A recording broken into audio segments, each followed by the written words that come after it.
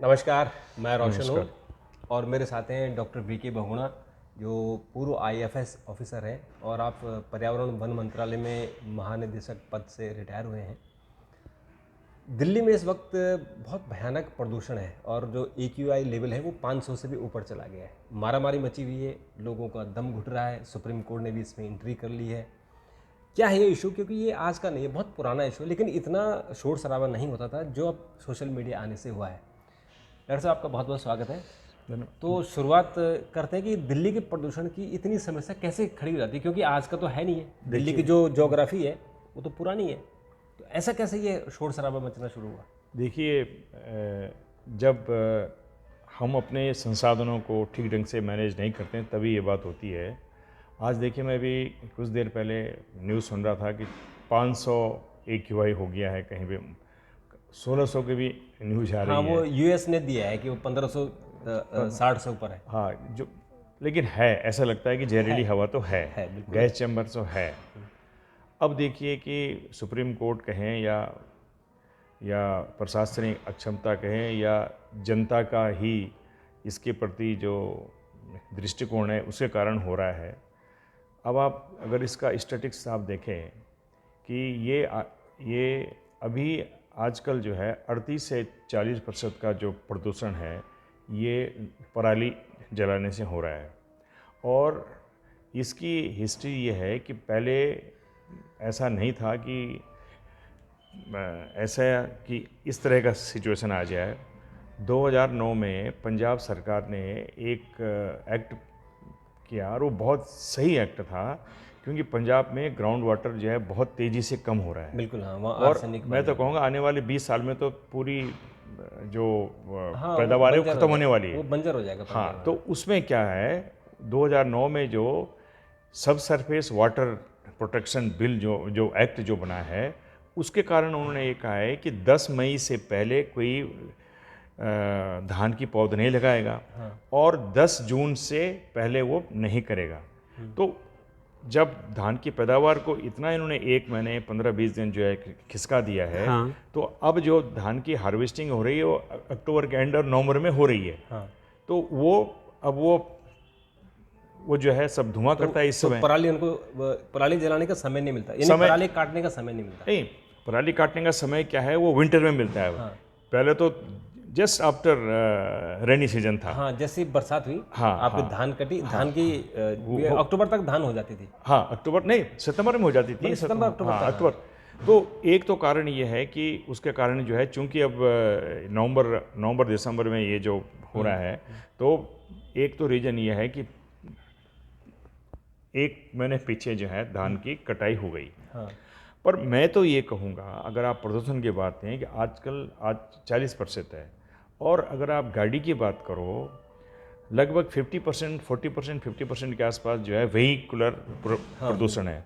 बाकी फिर कंस्ट्रक्शन हो रहा है, इंडस्ट्रीज़ का होता है, बहुत सारी और घरेलू से भी प्रदूषण बढ़ रहा है। बिल्कुल। तो इस तरह जो प्रदूषण जो हमारा, अब आप देख लीजिए गाड़ियों का है, आप रोक तो नहीं सकते ना। 2023 में 6,75,000 गाड़ी जो है आई है, नई रजिस्टर हुई है दिल्ली में। तो ऐसे अगर हर साल ऐसी हो रही होंगी तो आज दिल्ली में लगभग 1,22,00,000 के लगभग नहीं रजिस्टर्ड व्हीकल की गाड़ियाँ हैं। और उसमें जो गाड़ियाँ हैं, जो कार हैं, वो केवल 20-21 लाख हैं। 79 लाख रुपए अब ये 2 व्हीलर 3 व्हीलर बाकी है। तो कहने का मतलब है कि हमको इसको इस तरह से टारगेट करना पड़ेगा। सर्वप्रथम तो अब इसकी बात करते हैं जो पराली है। पराली का मैं यही कह रहा हूँ, जब हम अपने संसाधनों का उपयोग नहीं करेंगे। हमारे देश में एक प्रॉब्लम ये है कि हम किसी भी, जब कोई काम करते हैं, कोई वेस्ट निकलता है, हम समझते हैं ये वेस्ट है, जबकि वो एक संसाधन है। पराली से आप आराम से, पराली से आप उसी खेत में उसको कर सकते हैं। हाँ। मैं आपको बता रहा हूँ, अभी क्या है, मैंने 2 बार बोला था, ये हार्वेस्टर क्या करता है, ये ऊपर से काट देता है। हाँ। ठीक है, ये मुझे लगता है मशीन आने के कारण हुआ। मशीन आने के कारण हुआ, लेकिन अब पंजाब और हरियाणा के फार्मर क्या करते हैं, जल्दबाजी में फटाफट करके उसमें वो चलाए उसको और फिर इकट्ठा कर दिया, आग लगा दी। लेकिन होना क्या चाहिए, अभी मैं कह रहा था कि हमारे जो कुछ जान पहचान के लोग हैं मैनपुरी में।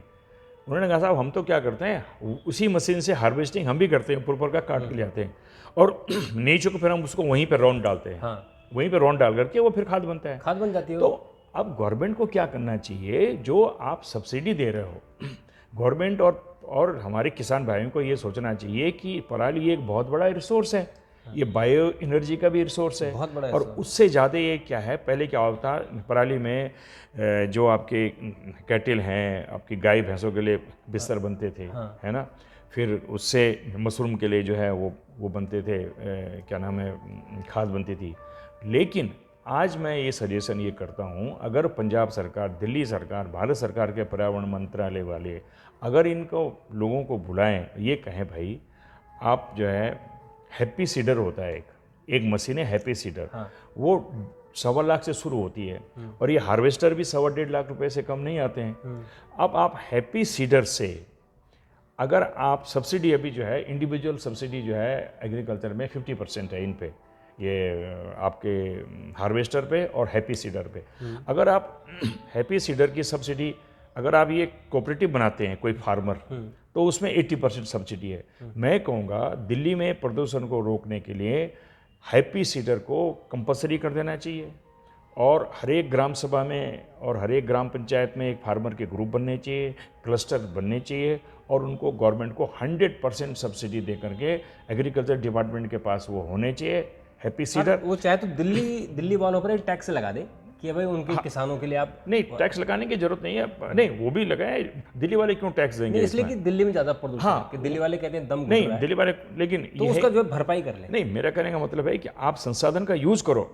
हैप्पी सीडर क्या करता है, वो इतनी अच्छे ढंग से वो बीज को बोता है और उस जो पराली टाइप की निकलती है उसको वहीं पे लगा करके वो जो है खेतों में रहता है। तो सबसे पहले तो मैं ये अनुरोध करूंगा अपने नेताओं से और जो ब्यूरोक्रेट हैं कि हैप्पी सीडर और जो आपके हार्वेस्टर हैं इनको आप चेंज कीजिए, इनकी टेक्नोलॉजी थोड़ा चेंज कीजिए और उस पराली को वहीं पे खेत में रखिए। देखिए आज देश में इस देश में सिविलाइजेशन जो है कम से कम 5000 साल की है, 10,000 साल की है, तो खेतों में तो न्यूट्रिएंट खत्म हो रहा है ना। हाँ। आपने अगर पराली से बिजली भी बना दी, बायो एनर्जी बना दी, तो न्यूट्रिएंट तो खत्म हो रहे हैं।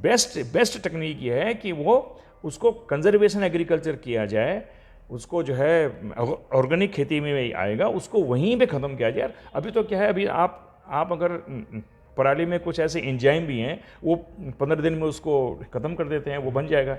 तो इस तरह की स्थिति क्यों आई है कि अकर्मण्यता है हमारे प्रशासन में भी और सोच में भी, और कोई इस तरफ सोच नहीं रहा है। हर समय हम लोग चिल्लाते हैं 2 महीने और फिर सब चुप हो जाए, सुप्रीम कोर्ट भी टू करते रहते हैं, कुछ होता नहीं है। हाँ 2 महीने। अच्छा भाई मुझे याद आप प्लान ढंग से करोगे तो हो जाएगा। मुझे याद है जब हम छोटे थे और क्योंकि उत्तराखंड में हम भी खेती करते थे, तो हम लोग अपने खेत से कभी भी हमने उस घास को हटाया नहीं। उस घास को हम पलट देते थे। हाँ वो मल्चिंग का काम करता है ना। हाँ तो जो जब हल लगाते हैं तो हल में उसी कोई घास को पलट दिया तो घास वो एक खाद बन जाती है। लेकिन अभी चूँकि कमर्शियल ज़्यादा हो गया, अगर आपको एक साल में 3 फसलें पैदा करनी है तो उसका भी प्रेशर रहता है कि 3 फसलें करनी है और उसको बेचना है, तो आप उसमें खाद अलग डाल रहे हैं। जैसा आपने कहा कि वो आर्सेनिक, अब वहाँ पानी नहीं है, पेस्टिसाइड, ऊपर से आपने इतना पेस्टिसाइड डाला कि कितने कैंसर के केस वहाँ हो गए। तो समस्या एक थोड़ी, वो मल्टीपल समस्या हो गई। और अभी एक स्टडी आई है कि ग्रीन रेवोल्यूशन के से पहले जो उत्पादन होता था, आज हम 50 साल बाद फिर वहीं पहुंच गए।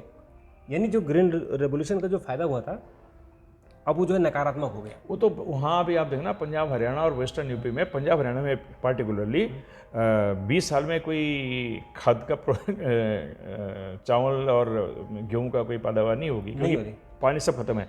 पर जो 2009 में इन्होंने सब सरफेस वाटर प्रोटेक्शन का जो एक्ट बनाया था पंजाब ने, उससे इतना फायदा तो हुआ है कि 1000 बिलियन लीटर पानी जो है हमारा बचा है उससे। पर प्लानिंग कमीशन ने भी रिपोर्ट दी थी। लेकिन जो दूसरी प्रॉब्लम आ गई ना उसकी ऑफसेट, तो ये सब सोचना चाहिए। मैं तो ये कहूँ कि हमारे देश में हमको एडमिनिस्ट्रेटर नहीं चाहिए, पॉलिटिशियन है, हमें चाहिए रिसोर्स मैनेजर।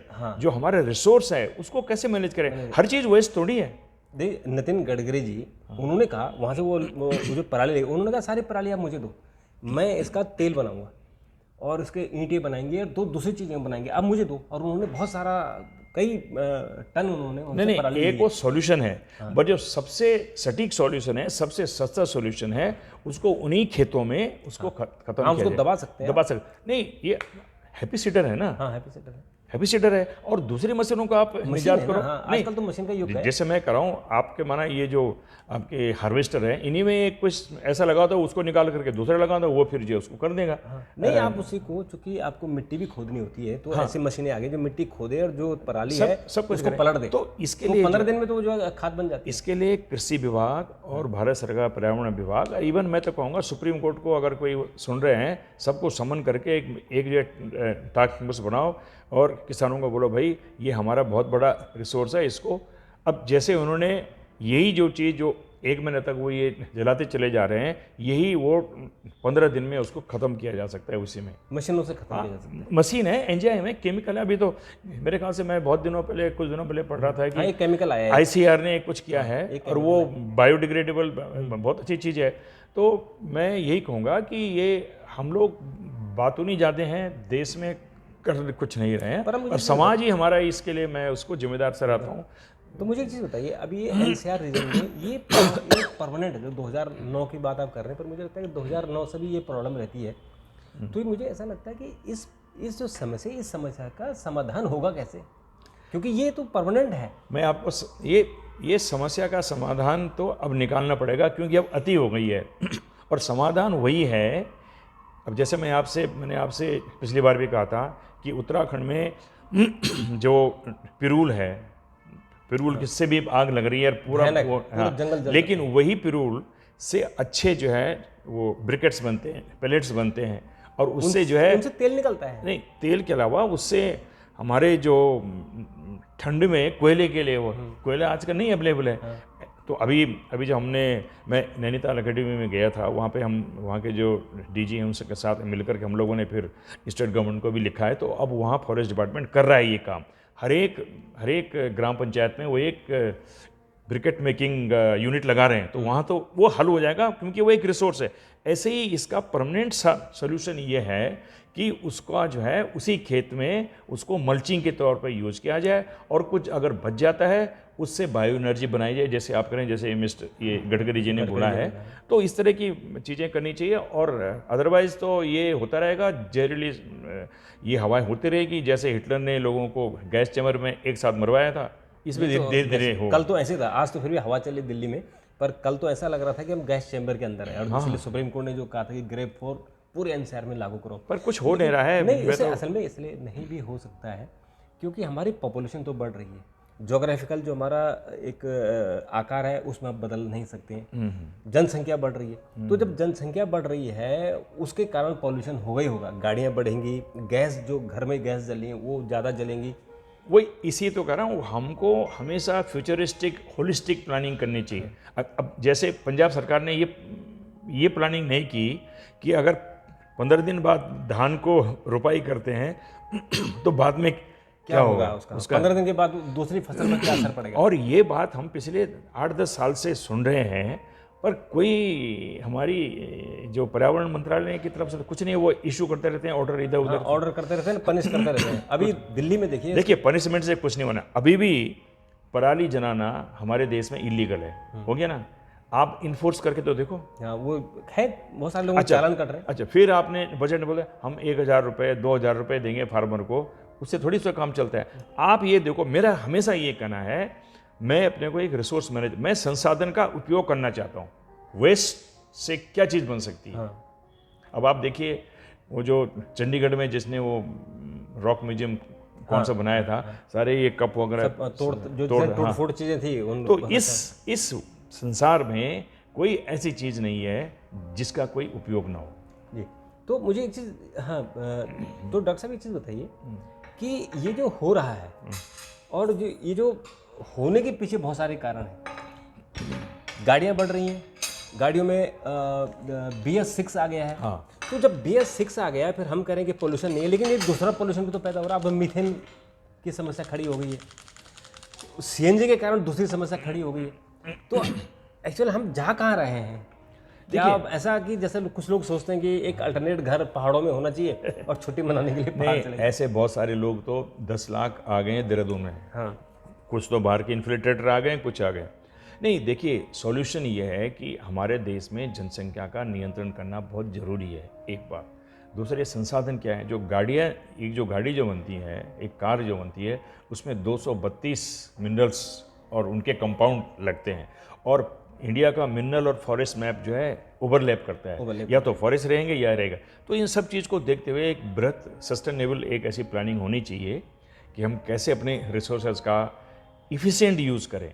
अच्छा डॉक्टर आज सबसे पहले इसलिए हो रहा है, हमारी जो है जो पब्लिक ट्रांसपोर्ट है वो बहुत बहुत बेकार है, बहुत पुअर है, बहुत बेकार है। तो यही इसलिए लोगों को गाड़ी लेनी पड़ रही है। अगर हमारे यहाँ जैसे यूरोप में होता है कि पब्लिक ट्रांसपोर्ट इतना बढ़िया हो कि लोगों को अपनी गाड़ी निकालने में 2 बार सोचना पड़े। सही बात है। आपकी मेट्रो अच्छी हो, आपके फास्ट जो ट्रेनें चलती हैं वो हो, तो फिर आदमी सोचता है कि हम कंफर्टेबल उसमें चलें। हाँ। लेकिन अब समस्या वही है कि हम कुछ तो दिखावा भी करते हैं और कुछ हमारे संसाधनों की कमी है। सर हाँ, यही अब देखिए, इसमें तो मैं कह रहा हूँ कि वेल प्लान काम करना पड़ेगा। तो मुझे लगता है कि जो दिल्ली की समस्या है ये कोई आम समस्या नहीं है और ये हमेशा रहेगी ये समस्या, क्योंकि जनसंख्या बढ़ रही है, गाड़ियाँ बढ़ रही हैं। पंजाब और हरियाणा के किसान अपना काम करेंगे, उनको आप रोक नहीं सकते।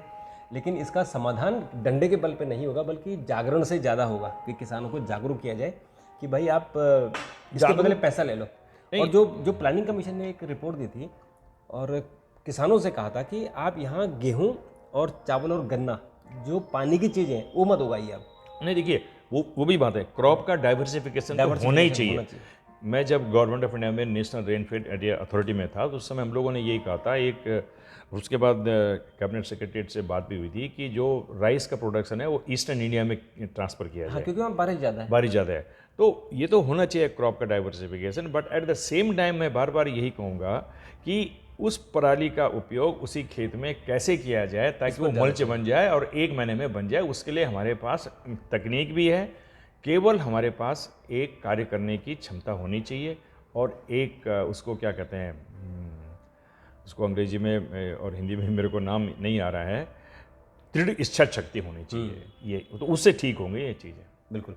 तो मुझे लगता है कि जो हमने चर्चा की, इस चर्चा में कुछ सुझाव आए हैं। अगर उस सुझाव पर अमल हो तो कुछ इस दिशा में कुछ कारगर कदम उठाए जा सकते हैं। आप एक वरिष्ठ पत्रकार हो, जो हम चर्चा कर रहे हैं, कम से कम ये भारत सरकार में प्राइम मिनिस्टर ऑफिस में और भूपेंद्र यादव जी के पास पहुंचा दीजिए। बिल्कुल, मैं पहुंचाता हूं। और सुप्रीम कोर्ट में भी पहुंचाए कि भाई आप लोगों को बुला करके करो, इस रिसोर्स का यूज़ करो, ये हो सकता है। बिल्कुल। और ये जो इंजीनियरिंग जो इनके हैं, जैसे मैं कह रहा हूँ हैप्पी सीडर है, हैप्पी सीडर में तो सब कुछ हो सकता है। हाँ, वही और बल्कि टेक्नोलॉजी आ गई है अब तो एक से बढ़ के एक टेक्नोलॉजी आ रही है। हाँ, उस टेक्नोलॉजी का इस्तेमाल किया जा चाहिए। आप एक तरफ से हल चलाने का जमाना खत्म हो गया भाई। एक तरफ आप जो है हार्वेस्टिंग की मशीन लगाओ, दूसरी तरफ हैप्पी सीडर लगाओ और अपने करो। बिल्कुल।